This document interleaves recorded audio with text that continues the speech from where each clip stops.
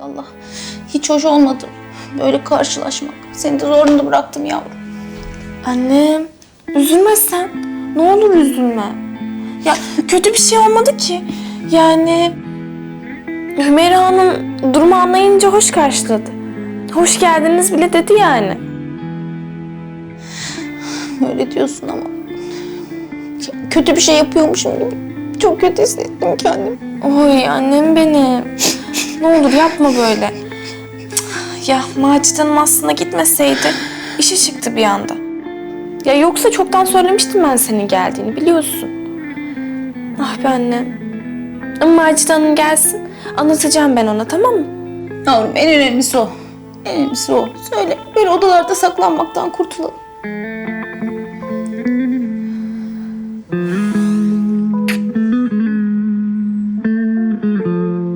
Niye sustun? Oğlum nerede diye sordum. Leman Hanım, oğlunuzun nerede olduğunu ben nereden bileyim? Siz bir şey mi ima ediyorsunuz? Vallahi bilmiyorum ediyor muyum etmiyor muyum ama arkadaşımda kalacağım diye evden çıktı. Ama bana kalırsa sen onun nerede olduğunu gayet iyi bil...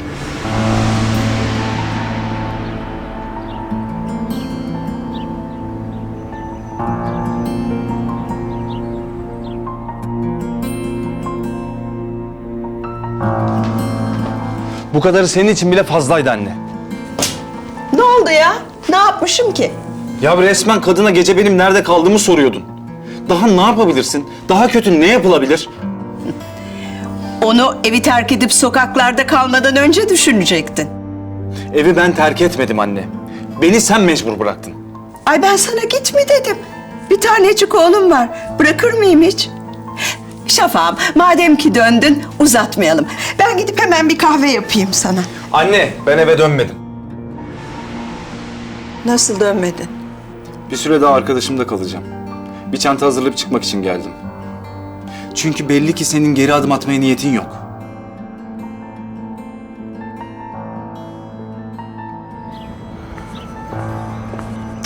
Ben hiçbir şey anlamadım bu yaşanandan. Yani kadın resmen suçladı beni. Hem de durduk yere. İyi de ben ne yapmış olabilirim ki bu çirkin suçlamayı hak edecek?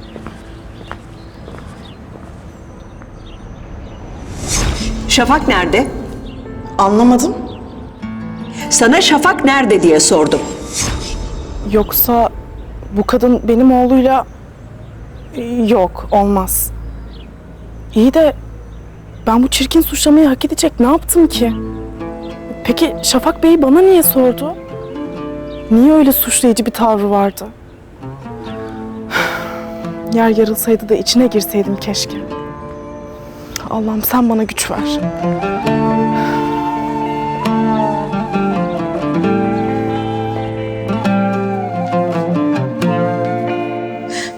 Oğlum bırak o çantayı lütfen.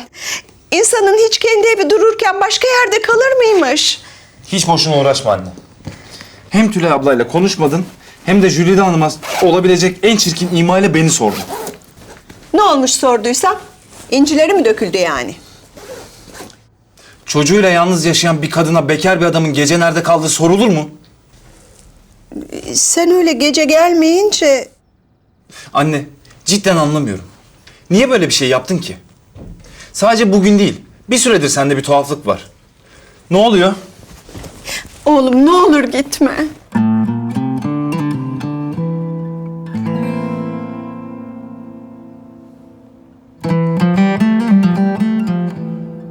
Gitmem ama sen de Julide Hanım'ın ekmeğiyle oynamayacaksın. Tulay ablayla da konuşup onu işe geri aldıracaksın. Hayatta konuşmam. Öyleyse ben gidiyorum. Dur. Gel. Tamam. Söyleyeceğim. Emin misin?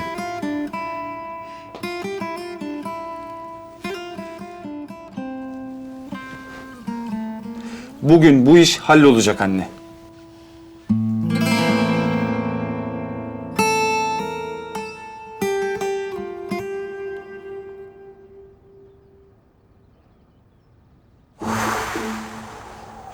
Vallahi gidiyordu oğlan. Allah'tan durumu iyi idare ettim de krizi atlattım. Kriz yöneticisi Leman. Tülay'la konuşacakmışım. Oldu canım. Başka?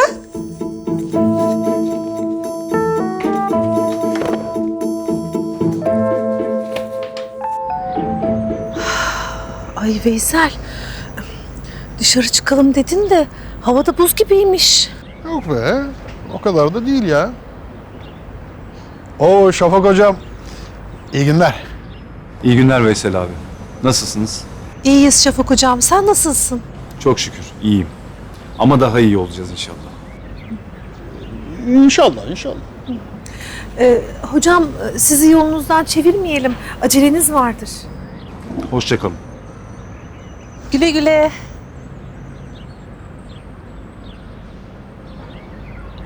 Ya bu Şafak hoca var ya, vallahi çok efendi çocuk ya. Haklısın vallahi Veysel. Kim derdi Leman Hanım'ın böyle bir oğlu olsun? Deli Leman'ın evliya oğlu.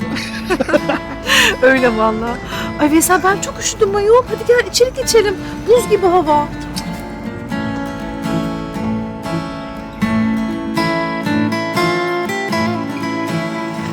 Biraz daha limon rendeleyelim de yani tadı yoğun yoğun olsun. Peki nasıl isterseniz? Ya Humeyra Hanım siz yorulmasaydınız burada ben yapardım. Yok yorulmuyorum ben. Şimdiden peyniri de çıkartmak lazım. Yani oda sıcaklığında beklesin o da.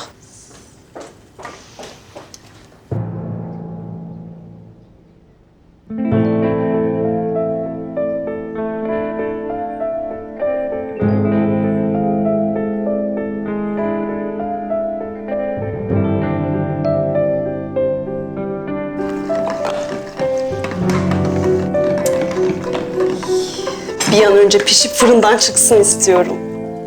Artık aşermeler de başladı. Ya öyle vallahi.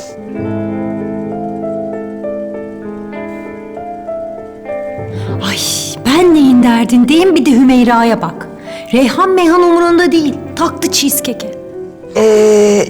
Şimdi bu tamam. Tabanını hazırlayayım ben.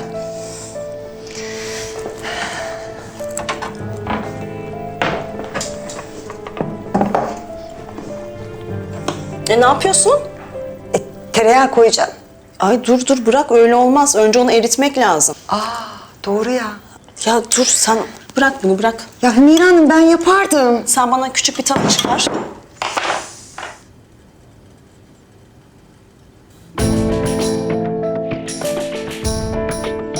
Yok bu böyle olmaz. Hümeyra için her şey süt liman. Ne yapıp edip onu harekete geçirmem lazım. Ay, hazır Macide teyze de yokken. İtinayla sakladığım bilezik şimdi benim silahım Kerem Bey. Ama umarım bunu o hizmetçi parçasından hoşlandığın için saklamamışsındır. Umarım. Hadi bakalım. Oyun başlasın.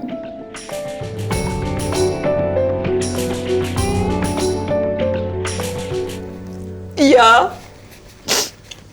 Şafak'ım. Biricik evladım. İsyankar oldun hala. Sen gözünün önünden bile ayırma. Ağzından kuş sütünü eksik etme. O gitsin bir kadın yüzünden evi terk etsin. Hayır bunlar evlenecek olsa beni ya kapı önüne ya huzur evine koyacaklar. Ay öyle deme Lemancığım. O Julide dulunu bilmem şimdi ama Şafakcığım hiç öyle bir çocuk değildir. Öyle mi dersin? Öyle tabii ayol Lemancığım. Şafak'ın seni ne kadar sevdiğini ben bilirim ben. Ay annesine hayatta öyle bir nankörlük yapmaz benim bildiğim Şafak. Doğru diyorsun.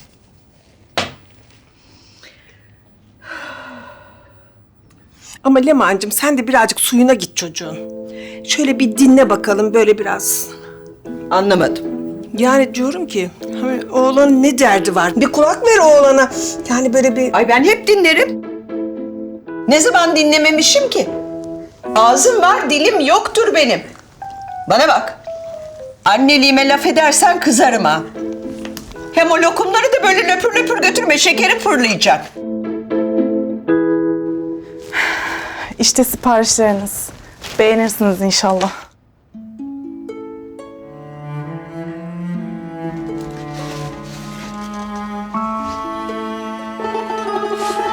Ay vallahi çok güzel olmuş Julide kızım. Çok beğendim. Öyle belli ki emek verildiği. Sevindim beğenmenize. Ellerine sağlık kızım. Teşekkür ederim. Yalnız Julide kızım. Buyurun. Ben doğum öncesi düşündüğümden fazla harcama yaptım. Şimdilik bu kadarını versem, kalanını da önümüzdeki aylarda tamamlasam. Olur tabii. Yani eliniz ne zaman rahatlarsa kalanını da o zaman tamamlarsınız zaten. Allah senden razı olsun kızım. Allah sizden razı olsunuz.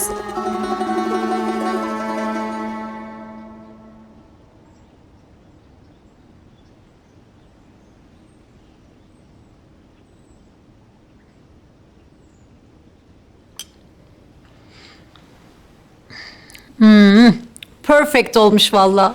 Aynen öyle canım, çok güzel olmuş. Afiyet olsun. Senin de katkın var tabii. Vallahi Hümi, elin çok lezzetli. 10 points. Ay, teşekkürler tatlım. Yani senin elin değmeseydi nasıl bir şey yerdik artık bilemiyorum.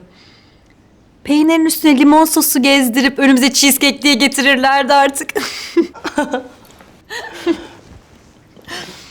Ya Hümi, senin bu emek verdiğinin %1'i kadar bir şeyler yapmaya çalışsalar her şey çok farklı olur ama. Yani haklısın galiba. Haklıyım tabii. Ya eve hizmetçi diye alıyorsun, maaşa bağlıyorsun. Böyle şahane bir evde yaşama fırsatı veriyorsun.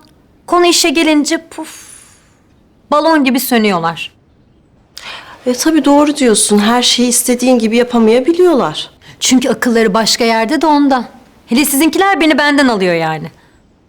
Ya aman bırak canım, boş ver. Temizliği yapsınlar, yemeği pişirsinler. Daha da fazla bir şey istemiyoruz zaten. İşte o kadarını becerebilseler iyi. Ama bunlar bir de başka planlar peşindeler. Ne demek bu? Bildiğin bir şey mi var? Ya yok yani bir şey söylemek istemedim. Neyi? Parla.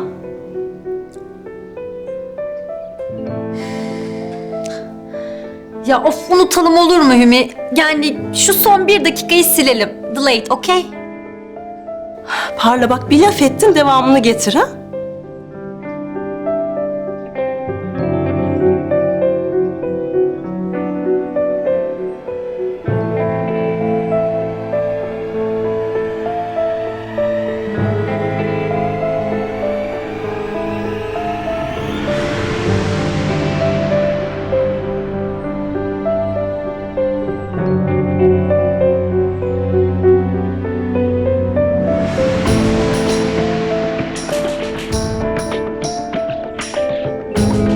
Kimin bu? Sizin hizmetçi Reyhan'ın. İyi de bunun sende ne işi var? Asıl soru bu değil. Asıl soru bu bileziğin Kerem'in arabasında ne aradığı.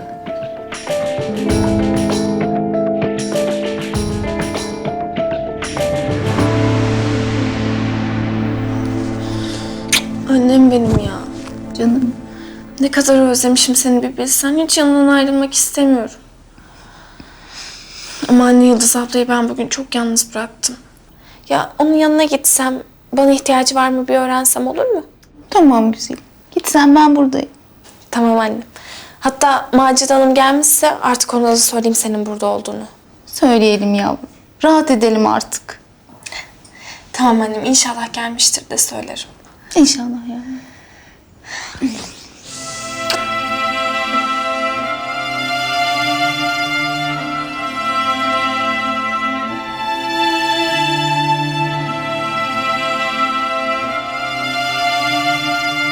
Ne demek oluyor bütün bunlar Parla? Açık açık söyler misin? Ya sen sonuçta Kerem'in ablasısın. Sana bunları söylemem ne kadar doğru olur bilmiyorum. Tabii ki diyeceksin. Ya evet ama kendimi ispiyoncu gibi hissediyorum. Ya bu konuları kapatsak olur mu Humeyra? Parla, bu bileziğin Kerem'le ne alakası var? Anlatır mısın artık? Bak. Tesadüfen Kerem'in odasında buldum ben bu bileziği. Aylar önce de arabasında görmüştüm. Kimin bu diye sorduğumda şoförüm ben ona veririm falan demişti. Nasıl yani? Ne demek bu? Şu demek. Reyhan daha bu konağa gelmeden önce Kerem'in arabasına binmiş demek. Belli ki bile bile düşürmüş bu bileziği. Sonra Kerem onunla iletişime geçebilsin diye. İnanamıyorum ya. Kerem de bu bileziği saklamış. O kızdan bir anı kalsın, onu hatırlatacak bir parça olsun istemiş belli ki. Bunlar ne anlama geliyor sence? Ne? Ya aşk. Kerem o Reyhan denen kıza karşı %100 bir şeyler hissediyor Humeyra. Ya ben bunu biliyorum artık. O köylü, saf kız numaralarını yatan Reyhan'ın bu konağa gelmeden önce daha en başında planları varmış. Amacı önce Kerim'i elde edip sonra da hak tanırların gelinliği olmakmış. Parla, sen ne dediğinin farkında mısın acaba? Ya Hümi, yani olanlar buna itiyor beni.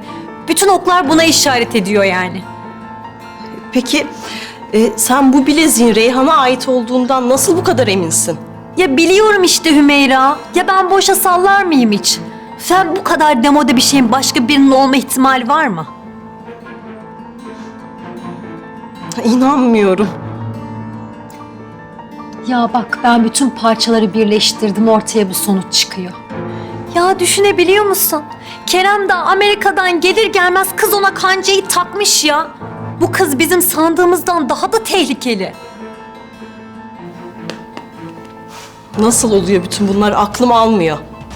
Hem baksana herkesin habersiz eve annesini sokmuş. Ya bu ne demek? Bunun bir amacı olmalı. Olsa olsa onu da bu eve, bu konağa yerleştirmek istiyor. Belli yani bu. Ya yoksa neden evin sahibinden, işverinden izin almasın ki? Gizli gizli eve niye annesini soksun ki? Doğru söylüyorsun ya.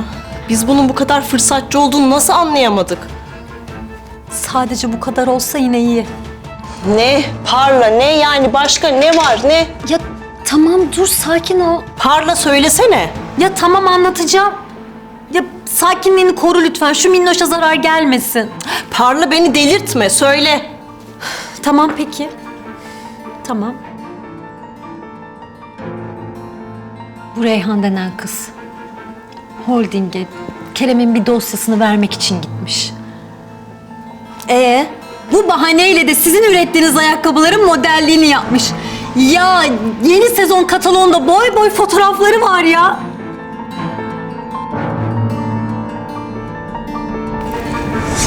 Yalnız benim anlamadığım bir şey var. Hani şu ajanstan gelecek olan manken kız gelmedi dedin ya. Onu ne yaptınız? Sunum yapmadınız mı adamlara? Yaptık. Yapmaz olur muyuz?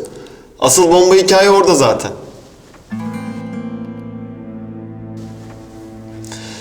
Sunumda manken olarak Reyhan bizim için çıktı.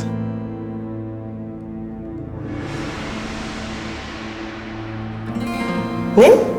Nasıl yani?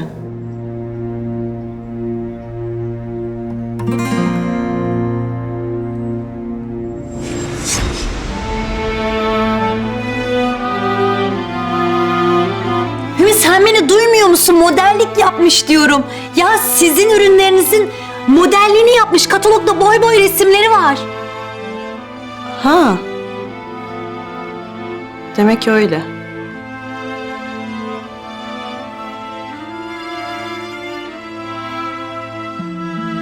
Sen biliyorsun. Biliyordun değil mi Humeyra?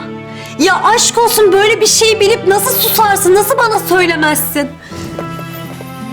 Aşk olsun Humeyra. Parla bak bir dur. Bak bu aralar gerçekten çok fazla dalgınım. Ben iyi değilim.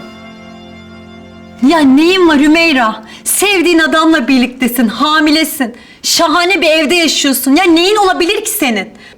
Haklısın. Hiçbir derdim yok.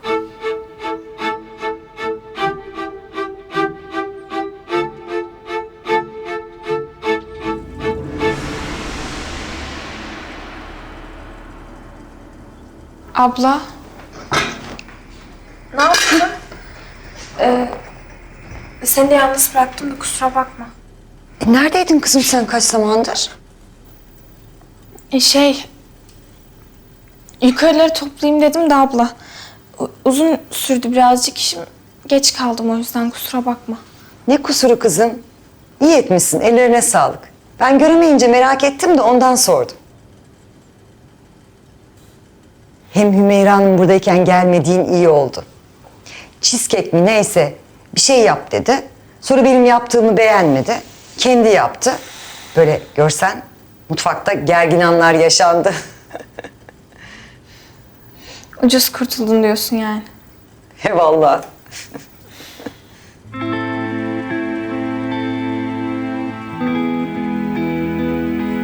Reyhan kızım. Neyin var senin? Canın sıkkın gibi. Yok hiçbir şeyim yok. Ben diyecektim ya. Macide Hanım geldi mi? Geldiyse ona bir uğrayayım da ben.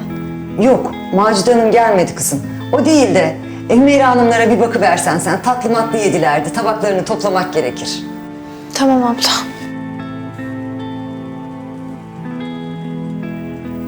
Saklanacak halim yok ya. Gideceğiz mecbur. Güya Kerem konusunda bana yardımcı olacaktın. Holding'e gitmeler, katalog çekimi yapmalar. Lütfedip de bana söyleseydiniz keşke. Ya acayip bir durumda hissettim kendimi Humeyra ya.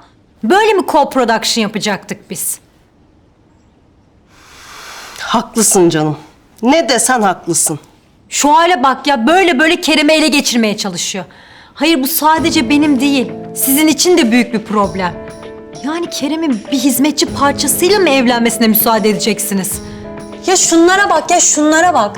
Böyle iki makyaj yapıp süslenip Kerem'i elde etmeye çalışıyorlar. Sen de öylece izliyorsun yani. İnanamıyorum ya. Ya günaydın. Haklısın Parla, gerçekten çok haklısın. Kız usul usul yanaşıyor bize, biz ayakta uyuyoruz resmen. Ama yok, yani bu kadarı da artık fazla. Ay çıldıracağım yani.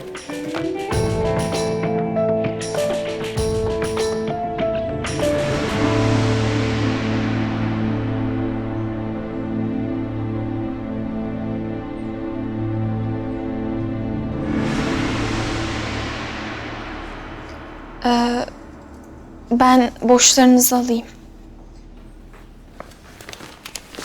Bu ne?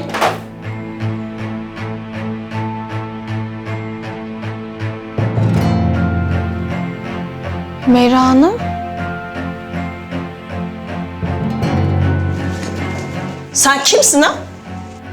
Ne yaptığını sanıyorsun sen? Humeyra Hanım, ben ne demek istediğinizi anlayamıyorum. Anlatayım sana. Bu ne?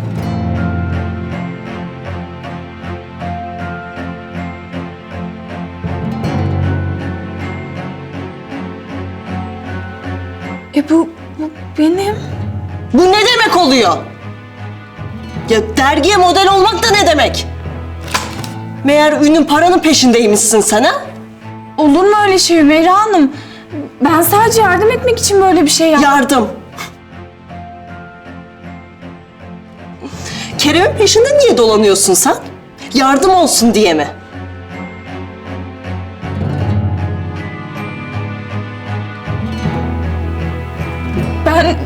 Ben Kerem Bey'in peşine dolanmıyorum Humeyra Hanım. Ben artık senin o saf yüzüne inanmam. Beni kandıramazsın, anladın mı? Bütün planın suya düştü. Plan mı? Ne planı? Ben anlamıyorum. Resmen içimize bir yılan gibi sızdın ya. İnanamıyorum, çıldıracağım şimdi. Humeyra Hanım, siz neler söylüyorsunuz Allah aşkına? Sen kimsin ha? Nasıl girdin bu işe? Hizmetçi alacağımızdan nereden haberin vardı senin? Haberim yoktu benim. Bir anda oldu tesadüfen. Ne ilginç bir tesadüf. Biz başkasını bekliyorduk, sen geldin. Yoksa onda da mı senin parmağın var ha? Humeyra Hanım, Allah aşkına. Ben böyle bir şey yapmam asla. Ben kötü bir şey yapmadım, yemin ederim. Sen hiçbir şey yapmadın zaten. Her şeyi ince ince planladın. Tıkır tıkır da işledi. Ama Reyhan Hanım, tosladın bu sefer. Şimdi bana cevap ver. Sen kimsin? Amacın ne? Kerem'i kendine aşık etmek mi amacına?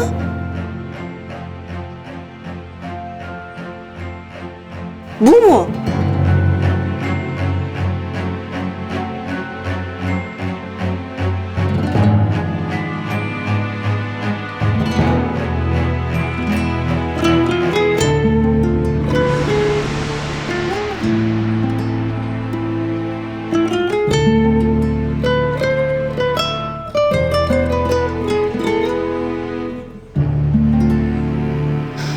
Yüce Rabbim, sen büyüksün. Bizim için hayırlısı neyse onu nasip et. Hayır da şer de senden. Güzel yavrum bana söylemiyor ama biliyorum. Onu burada üzen birileri ya da bir şey var. Ben biliyorum. Kızım için hayırlısı burada kalmaksa kalalım. Yok değilse bize hayırlı kapıları aç ya Rabbi. İstediğin kadar inkar et, her şey ortada. Daha başından beri sen Kerem'in peşindeydin değil mi? Ya benim kardeşimi kendine aşık edebileceğini nasıl düşünürsün? Humeyra Hanım. Ne aşkı? Kerem Bey'le ben... Allah aşkına dilim bile varmıyor söylemeye. Yapmayın ne olur. Annemin üzerine yemin ederim ki benim böyle bir niyetim yoktu. Hiçbir zaman olamaz da. Ben sadece alnımın teriyle, namusumla buraya çalışmak için geldim. Namus, alın teri. Bizim karnımız tok canım, böyle numaralara yemezler. Haklanır soyadına sahip olacağını mı sanıyorsun sen ha? Ya Kerem'le kendini nasıl yan yana düşünebiliyorsun? İşte köylü kurnaz diye ben boşuna demiyorum. Geldiğin günden beri saf kız ayaklarına yatıp Kerem'in gözünü boyamaya çalışıyorsun ama bozuldu oyunu. Tabii buldun vicdanlı, iyi niyetli, temiz çocuğu. Hemen kapaklayayım dedin. Nankör. Vicdan karın doyurmuyor Hümeyra'cığım. Bunun gibiler böyle cebi dolu kişilere bakıyorlar. Gördü tabii Kerem'i. Zengin çocuk, soyadı hak tanır. Dedi ben onunla evleneyim, kancayı takayım. O iş o kadar kolay değil. Sen akıllısın da biz aptal mıyız? Bir de durmuş namustan bahsediyor. Sen değil miydin burada geçen gün ayağına krem sürdürten ha? Sen değil miydin? Ya sen hiç utanmıyor musun ya? O senin patronun be. Resmen çıldıracağım şimdi. İnanamıyorum ya. Bana bak. Eğer anneme güveniyorsan yanılıyorsun. Tamam, seni çatısının altına almış olabilir. Ama hamile kızının huzuru söz konusu olduğunda kimsenin gözünün yaşına bakmaz. Tek kalemde siler atar.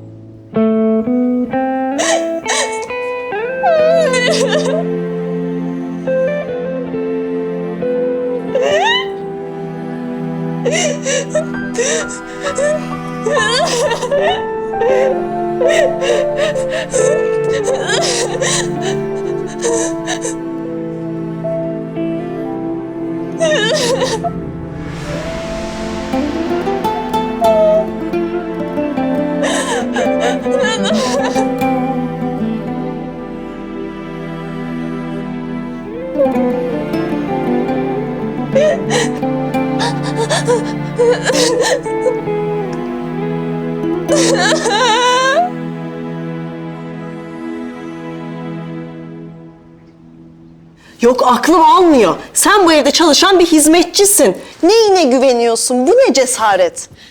Tamam Hümi, bak sen sakin ol. Ya sonra bebeğin de hisseder. Parlacığım, elimde değil. Ya düşündükçe tepem atıyor ya. Ya bak tamam haklısın, hafife alınacak bir durum zaten değil. Ama sen söylenmesi gereken her şeyi söyledin. Eğer aklı varsa biraz yerini de haddini bilir bundan sonra. Yok, aklım almıyor benim. Foyası ortaya çıkınca böyle yüzü nasıl mosmor oldu ama? Hem de nasıl? Bir de böyle var ya pişkin pişkin karşımızda konuşuyor ya.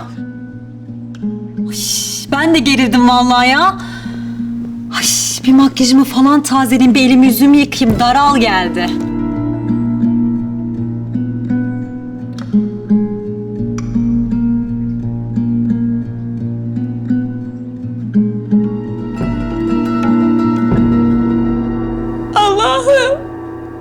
Allah'ım yardım et ne olur. Bu nasıl bir iftira böyle ya, nasıl?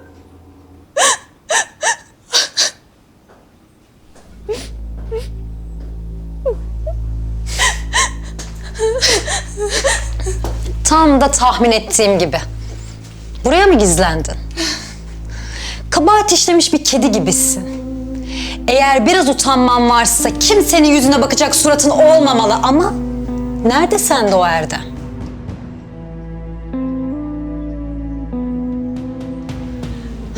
Parla Hanım, benden ne istiyorsunuz? Ben utanılacak bir şey yapmıyorum. Benim tek bir amacım var, o da okumak. Okuyup üniversitemi kazanmak. Demek öyle.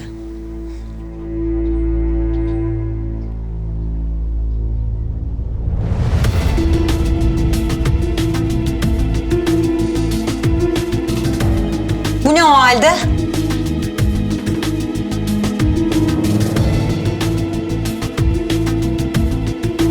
Bileziğim. Bunu da okumak için mi Kerem'in arabasında bıraktın ha? O kadar kolay değil. Nereden buldunuz bunu? Bileziğimin ne işi var sizde? Bu bileziği Kerem'in arabasında ne amaçla bıraktığını ben çok iyi biliyorum. Ne? Ben öyle bir şey yapmadım. Bileziğimi kaybetmiştim, onu arıyordum hep. Direnme. Bütün foyan ortaya çıktı işte. Yalan konuşmaya gerek yok. Burada biz bizeyiz, öyle değil mi? Yalan konuşmuyorum ben. İftira atmayın bana. İftira yok, iftira yok. Hiç yakışıyor mu sana böyle suçlamalar? Ama çok güzel taktik yani bravo. Kül kedisi gibi. Bırak bileziği, sonra prens tüm ülkede bileziğin sahibini arasın. Değil mi? Hayır. Nereden çıkartıyorsunuz bunları? Sırf Kerem seninle daha sonra iletişim kursun diye bıraktım bu bileziği. Ama başardın da yani.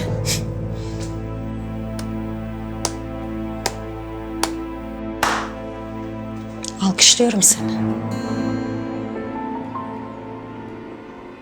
Ben öyle şeyler yapacak birisi değilim. Sen nasıl birisin biliyor musun? Sen zengin koca avcısı. Ünlü olma peşinde koşan zavallı bir köylü kızısın. Ama foyan ortaya çıktı işte. Kerem'i kendine aşık edemeden bütün oyununu bozdum senin. Ekmek Kur'an çarpsın ki benim öyle bir niyetim yoktu. Kes! Boğazlara hiç girme. Kendini aklayamayacaksın pis taşra kurnazı.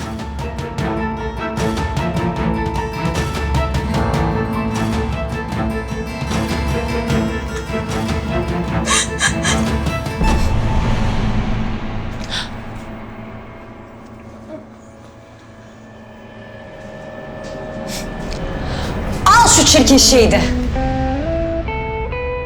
Bileziğim bendeydi. Sırf senin nasıl biri olduğunu göstermek için. Senin planlarını bozmak için saklamıştım. İyi ki saklamışım. Zavallı seni.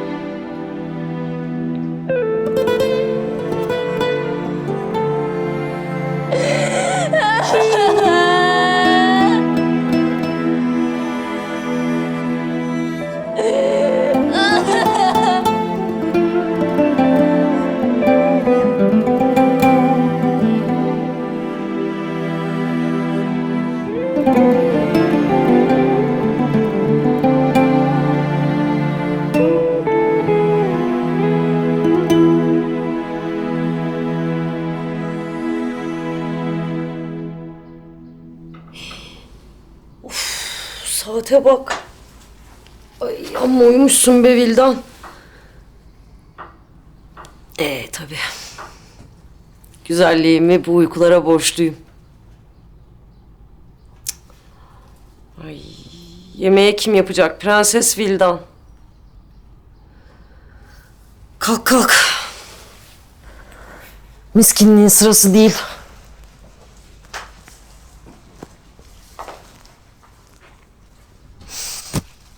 Allah'ım.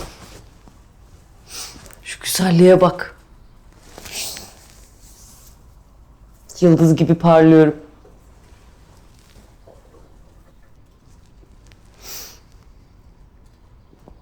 Değme sanatçılara taş çıkarırım.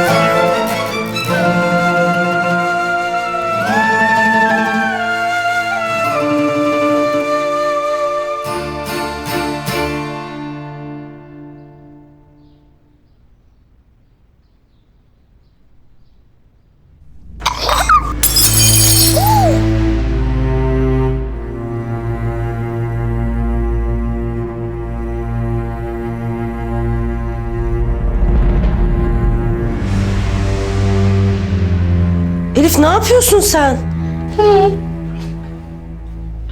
Elif bırak. Bırak. Ben çorba yapmıştım.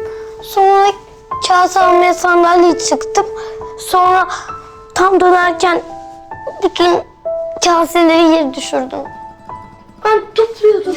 Bırak sen. Bırak ben toplarım. Yok topluyorum. Bırak dedim. Sen içeri geç. Hem yorulmuşsundur.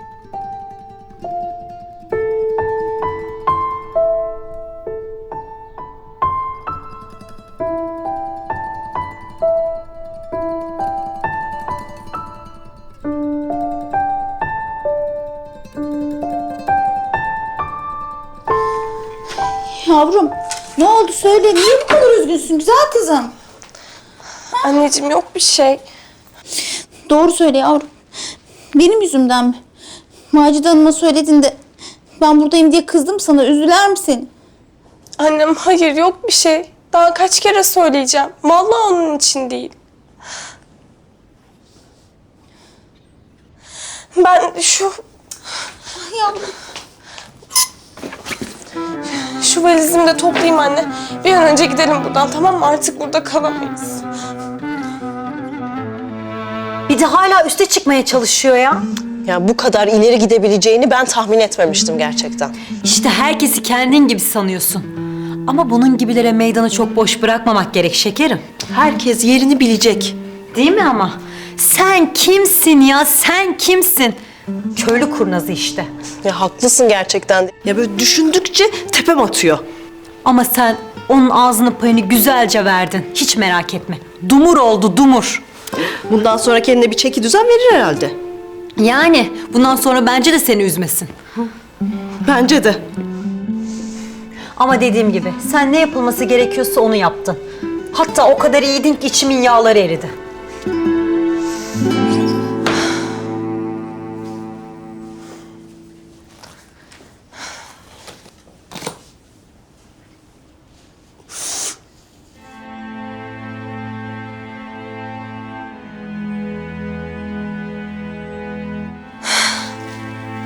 Merak etme anneciğim. Biz her şeyin üstesinden geleceğiz, tamam mı? Ben okuyup çalışacağım. Sana bakacağım. Hayal ettiğimiz ne varsa hepsini yaşayacağız birlikte, tamam mı anneciğim? Ah benim güzel kızım. Bunların hepsi benim yüzümden oldu değil mi?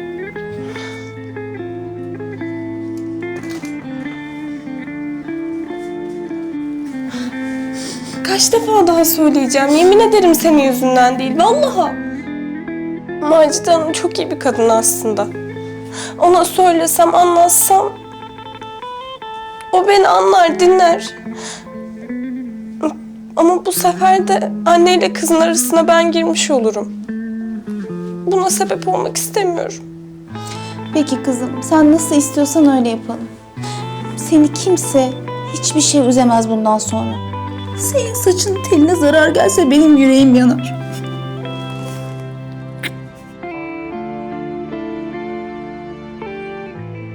Annem. Duvar arasında sıkıştım kaldım. Annesiz, sevgisiz, çaresiz yaşarım.